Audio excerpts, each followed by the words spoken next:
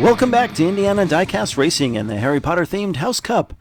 We're quickly nearing the end of round 1 with groups 41 and 42, and Gryffindor once again holding a slim lead over Ravenclaw. In group 41, another driver from Arlo Racing, Lou Hondo, is driving the Basilisk, a Jaguar XJ220 complete with eyeballs for Slytherin. Returning track veteran Sneaky Bob from Vapor Racing is driving a Jaguar I-Pace E-Trophy for Ravenclaw. From Irons Diecast Racing, Cody Irons is this time driving a McLaren Speedtail for Gryffindor. Also representing Slytherin, Kit Kayam from Gen X Vintage Racing hits the track again in an MG Rover called Wrinkles, a type of spitting cobra. Yikes. Hondo and Bob start up front, Cody and Kit in the back. Bob just beats out Hondo to turn 1, but he slides off the track and he wrecks! No, he's on top of Hondo as they head to turn 3. Hondo turns Kit and just claims the win about a quarter car length ahead. Bob takes the lead but gets turned down into 2. He clips a cone with his front end and pops back onto the track right on top of Hondo's XJ220. Bob's I-Pace is apparently just tall enough to side wheelie on top of other cars. While all that's going on, Kit is able to drive from 3rd to 1st but gets spun by Hondo. Even still, that was a heck of a finish. Lou Hondo with the early lead in what looks to be a fun group. Cody will quickly look for redemption from the pole after a poor first lap. I'm not sure it's going to be this time though, as the outside lane quickly pulls ahead. Bob gets up on the wall as Hondo flies down the overpass. The Basilisk wins again, and this time Cody takes 2nd. Looks like Bob did wind up falling off the track, but he was saved by the, say it with me, sub-track safety surface. Wow, not sure what happened, but Kit wrecked in the final turn, inverted on Tommy's roof. Looks like we have amateur video of Bob's crash. Yeah, that's not too bad. That I-Pace is fast, but its chassis is apparently too high for the track walls. Lou Hondo jumps out to a massive 4-point lead after 2 on the back of consecutive victories. Kit and Cody will try to make up some ground from the front row. Kit gets a good push from Bob and takes the lead.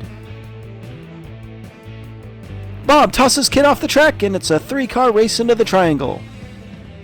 Bob holding a good lead, and he'll take lap 3 ahead of Hondo and Cody.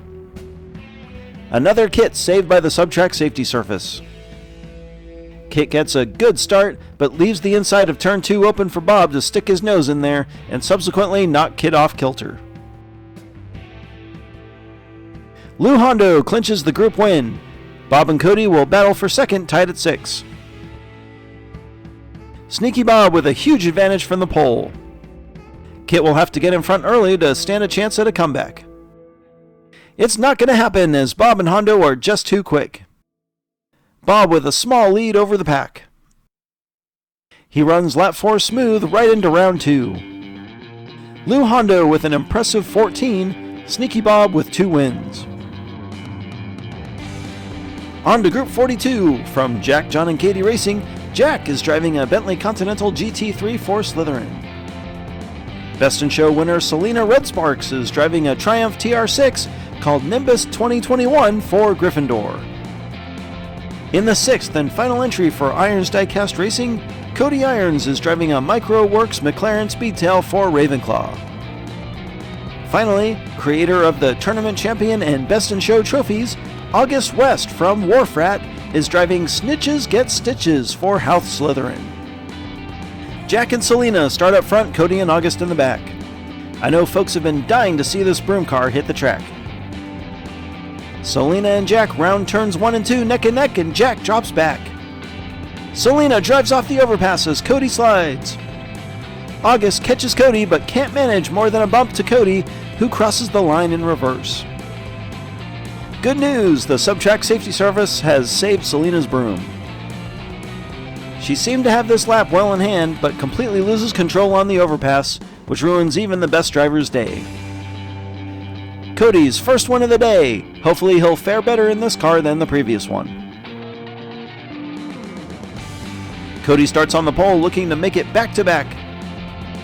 Cody gets no help from August, and Jack takes his first lead. Celina spins in front of Cody trying to pass. She gets caught up in turn 3, and she's off the track again. The Speedtails catch Jack and Cody Irons, makes a double pass to win again.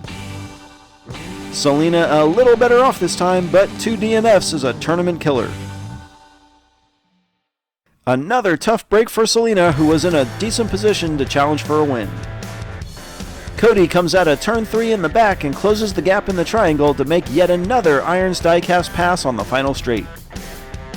Cody extends his lead to 3 over Jack and August. It's going to be a long shot for Celina after a pair of donuts. The McLarens of August and Cody share the front row for lap 3. Cody, with a slightly faster start, pulls down in front of August. Celina spins in the back but seems to be okay. August spins as Cody takes off. Cody Irons blows away the competition on lap 3. August is second, Jack third, and Celina rolls in fourth. Cody takes the turkey, and if he can get in front, none of these other drivers stand a chance. Cody clinches the group win, and August will battle Jack for the right to follow Cody to round 2. Celina will take her final broomstick ride from the pole position, August on the outside. Celina wins the race to turn 1, and she's off like a dart, or a broom. The boys all slide on the overpass as Celina leaves them in the dust. August tries for the pass, and here comes Cody. Oh, they smash into what I think was Celina just prior to the finish funnel. The boys raced hard for position through the triangle, and just before the finish line, they come upon Celina's car just sitting there. Jack collides head-on, and I think Cody squeaks by for what would be his 4th victory, assuming Celina hadn't already crossed the line. Taking a look at the finish cam, it looks like Celina spun out on the final straight, allowing the other drivers to catch her before she could take the win. Cody Irons, with only the 2nd perfect score of round 1, moves on to round 2. Jack and August tie, so we'll head back to the track for a runoff. August starts on the inside thanks to his 2 second-place finishes to Jack's 1. August goes high in turn 3 and makes the pass. Jack has lost a ton of speed, and August will coast to his first win.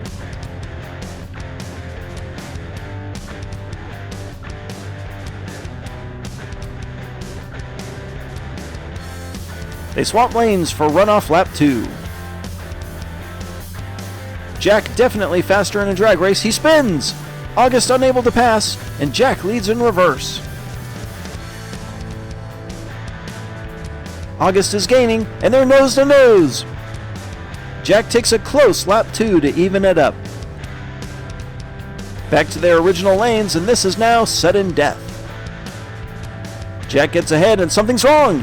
August whips past him, and Jack's going to have a heck of a time catching up. August gets a little loose, but wins the runoff big time. We'll see him in round 2. Once again, no new wildcards. Slytherin and Ravenclaw, the big winners on the day, and Ravenclaw seesaws back into the lead, though Slytherin threatening for the first time that I can remember. Congratulations to Lou Hondo, Sneaky Bob, Cody Irons, and August West. This has been Jim D for Indiana Diecast Racing. Be sure to check in next time for more slightly above mediocre diecast racing and groups 43 and 44 of the House Cup.